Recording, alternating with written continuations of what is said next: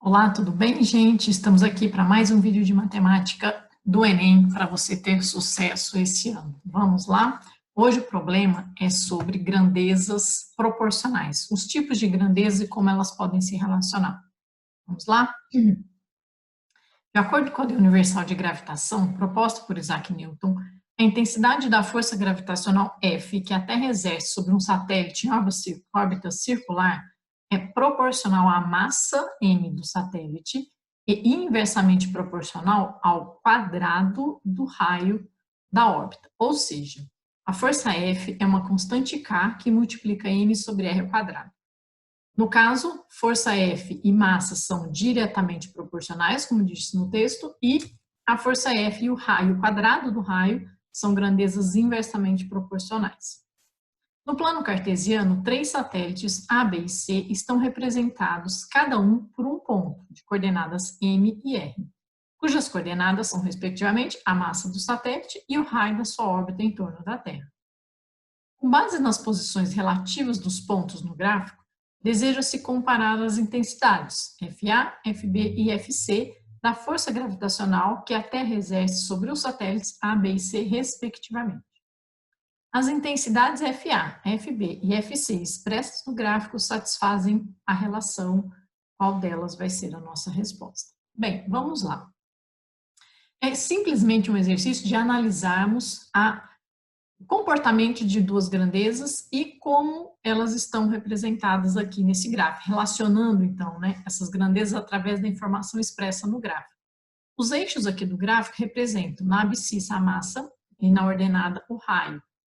E aí nós sabemos que, por exemplo, da interpretação deste gráfico, o satélite A e o satélite B, eles têm a mesma coordenada y, projeção y é a mesma, ou seja, eles têm o mesmo raio, tanto o objeto A quanto o objeto B.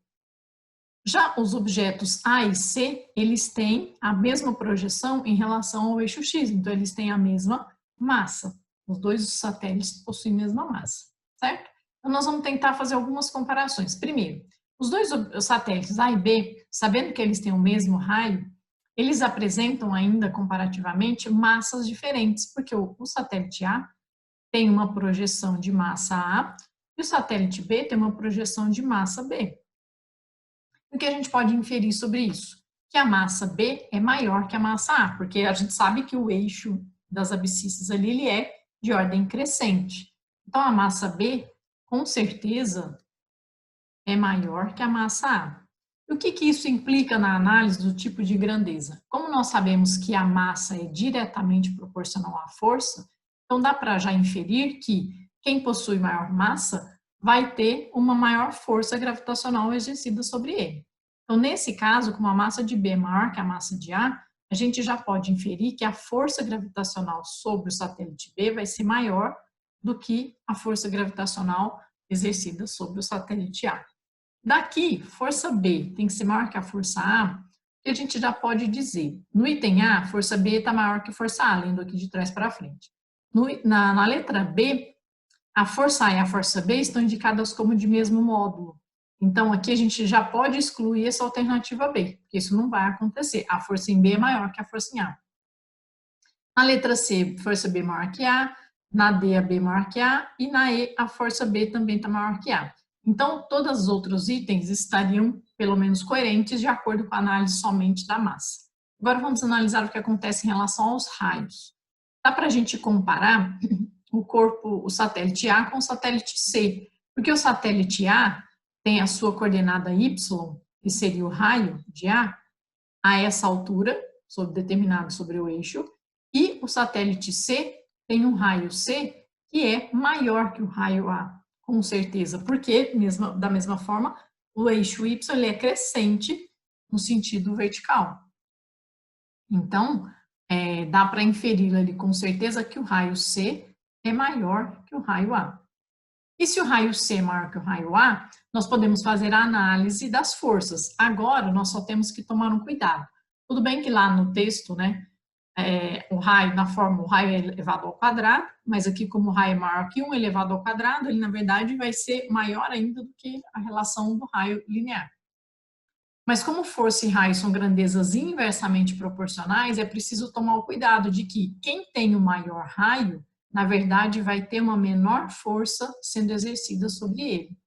Então, é preciso comparar aqui e ter garantia de que a força sobre C vai ser menor que a força sobre A. A inferência aqui feita é essa, a partir da análise de que elas são grandezas inversamente proporcionais. Significa que ao aumentar uma, a outra vai diminuir de intensidade, certo? Então, se a força C é menor que a força A, vamos analisar de novo onde isso pode acontecer. A letra A diz que a força C é igual à força A, então também já vamos excluir. Na letra C, a força A está menor que a B, que já era uma parte coerente, e a B está menor que a C. Né? O que a gente pode inferir aqui é que como a força C está maior que a força A, né? Se A é menor que B e B é menor que C, é porque a A é menor que a C. E no caso aqui, a nossa força A é maior que a força C. Então, a C também a gente pode excluir. No item D, força A menor que a força C, na verdade é o contrário, a força A vai ser maior que a força C. E aí sim, na letra E, nós temos a força C menor que a A e a A menor que a B. E essa sim vai ser a relação correta entre as relações dos elementos apresentados, certo? Espero que vocês estejam compreendendo, aprendendo e gostando. Nós estamos já chegando na reta final do Enem. E aí, muita torcida para que todo mundo tenha sucesso, certo? Um abraço, até mais!